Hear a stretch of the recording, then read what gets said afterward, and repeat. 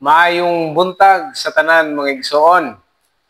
Maayong buntag sa atong mga igsoonan nga naa karon diha nagpaminawan sa ilang panimalay o diha ba sa ilang mga trabahoan, sa ilang mga uma ug unsa man ang inyong mga ipangbuhat.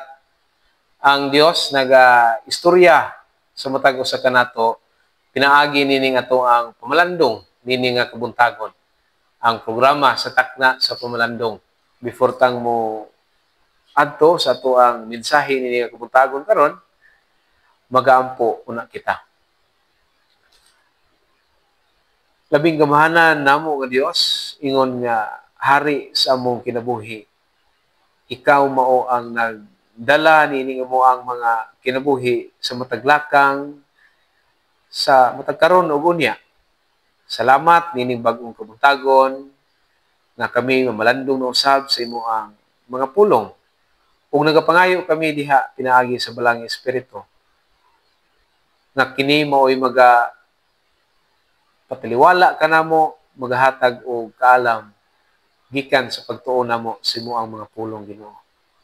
O magauban ikaw kanamo nini nga adlaw aron maangkon usab namo ang maayong balita nga gikan kanimo. Kini among gipangayo sa ngalan sa among Ginoo Hesukristo ang manluluwas. Amen. Mga igsoon, ang sulat ni Zacarias, usa kini ka panagna na kanabang dunay moabot nga usa ka manluluwas. Magapangutana ta, nganong ingon ani man ang ilaang kadasig nga manginahanglan sila o kanang pagpaabot sa usa ka manluluwas. Ang panghitabo niini mao nga ang mga Hudiyo kanang hinahinay na silang gibuhian gikan sa pagkabihag sa Babylonia.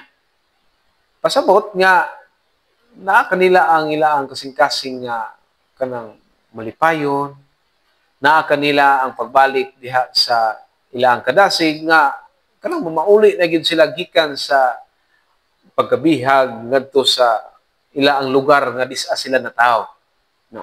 Apan kini nga mga kalipay sa dihang naabot na sila sa mao nga dapit sa ilang lugar, nailisan og pagkaluya. Nganuman, tungod kay nakita nila ang ilang lugar nga wa pa gyud nahibalik diha sa kalig-on o kaayo niini. Actually, wala pa sila'y freedom nga maghimo og usa ka ilaang panggobyerno kibali. So, wala pa sila kagawasan kayo, guba pang ilang templo, di pa kayo sila makasimba nga to sa Ginoo. Naa nila ang pagbati nga murag luya, nawa nang ila ang pagtuo, labi na sa saad sa Ginoo. Sila gipanalanginan, makaangkon sila maayong kinabuhi. Kining tanan murag nahinay-hinay na og kahugno. Murag failure ang ila ang pamati. Apan diha ni Prophet Zacarias, no? Usa ka panagna mahitungod sa umalabot nga hari diin magdala og kaluwasan kanila. Naa ang kalinaw ug naa ang mapaubsanon nga hari. Usa ka hari nga wa nagdala og armas aron paggubat, no? Kundili usa ka hari nga nagdala og kaangayan. Nagdala og kalinaw alang sa tanan.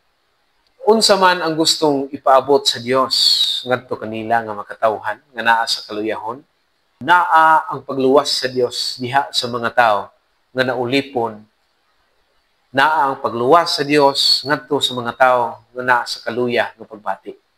Tungod kay ang Dios dili mopakyas sa iyang mga saad. No? Siya ang Dios nga kung doon na gani kalisdanan nga moabot sa kinabuhi sa iyang mga katawhan o sa iyang mga anak, siya ang Dios nga mangita og pamaagi aron maluwas ang iyang mga anak gikan niana nga maong kahimtang.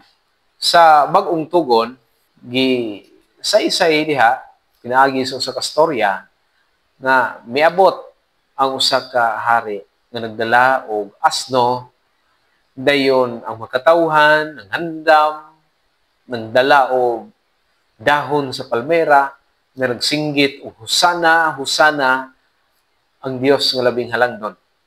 Usa kini ka simbolo nga miabot ang usa ka hari nga manluluwas, nga madaugon nga pag-abot sa usa ka hari. Nakahinumdum ko no sa ato ang tema niini nga ecclesiastical year 2025-2026 nga nag-ingon rebuilding and restoring with hope, heralding the new heaven and the new earth. Usa kini ka panawagan gikan sa ato ang Dios nga naa ang reconciliation, naa ang pagpaubos sa matag usa, naa ang kalinaw nga pagkadad-on kanato nga mga magtotoo niini nga kapanahonan. Diha sa tuang paglakaw sa kinabuhi, diin na kanato ang klase-klase nga matawag tang dili maayo nga kasinatian. Bisan gani diha sa tuang mga pamilya, no? Di gyud malikayan. Naa nato usahay ang panagbingkil. Walay maayong pagtinagdanay, dayon dili maminaw sa matag usa kung unsa bagayod ang tinuod nga problema. Bisan sa kahimtang sa tuang nasod, matuod gayod nga nag-exist gihapon ang division, no, politically, tungod ni ana naay dili maayo pagtinagdanay, dayon naa pud ang mga bakak, no. Naa ang pagdominate ngadto sa isig ka tawo. Kining tanan padayon natong nasinati ug nahimo nga usa sa mga hinungdan nga nahimong miserable ang atong kinabuhi. Sama kita sa mga Israelinhon nga padayon pang nag-antos gikan sa pagkabihag sa Babylonia. O kini realidad nga to ang nabati, realidad nga to ang nasinati. Apan unsa man ang mensahe sa Dios alang kanato, ang Dios dunay maayong pamaagi aron kitang tanan maluwas gikan niana nga pag-antos ug kaguliyang. Kay siya man ang Dios nga sama nga nagluwas sa mga karaang katawhan. Siya ang Dios nga mubira gikan sa daan nga langit ug daan nga yuta ug dad-on kita diha sa bag-ong kaugmaon na naa ang kaangayan sa tanan nga katawhan. Si Kristo mao ang atong hari nga wala nagdala sa usa ka pamatasan sama sa pamulitika nga pananaw, kundi naa kaniya ang pagkamapinubsanon nga moalagad sa tanan nga walay pili. Sa ato pa mga igsoon, ang kahulugan sa balaang kasulatan nga atong nabasa alang sa tuong makinabuhi, hinaot nga mapainubsanon kita nga mamahimong moalagad sa katawhan nga walay pili sama kang Hesukristo. Kung naa pa unta kanato ang pagbati nga mainiton kitang mutabang sa uban, dili tungod kay gisahulan kita og usang dako.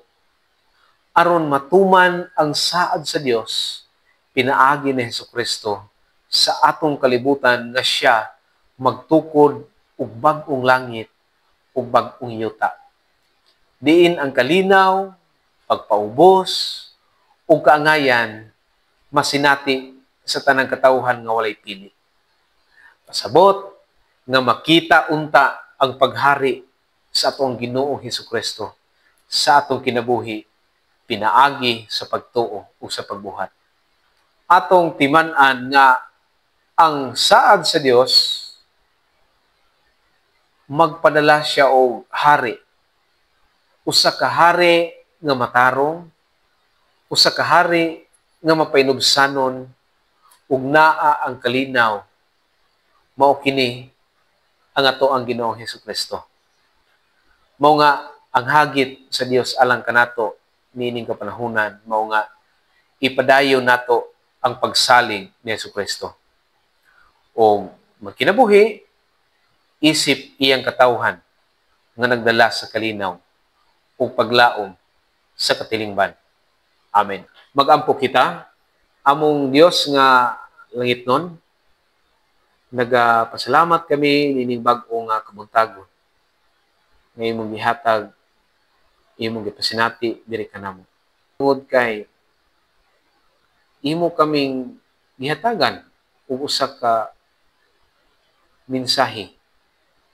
Mensahe gikan ni Propeta Zacarias nga ikaw ang Dios nga nagdala og usa ka manluluwas alang sa amo ang mga kahimtang.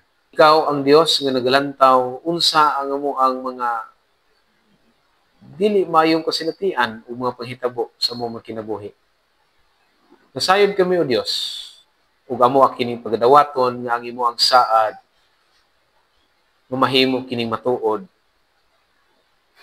kun si Jesucristo mao'y maghari sa amo ang tibuok kinabuhi. Nga mahimo kaming mulantaw sa unsay ikaayo sa among isig katawo. O usa ka Dios nga maghari sa amo ang kinabuhi nga naa ang kalinaw. Among ihalad ang among mga kinabuhi o Dios.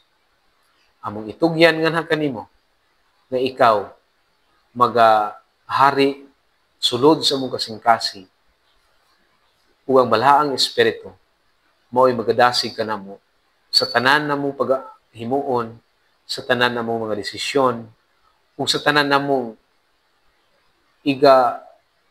paambit ngadto sa uban. Ug ikaw padayon nga mag-auban kanamo nga tanan sa unsa man amo ang paghimuon.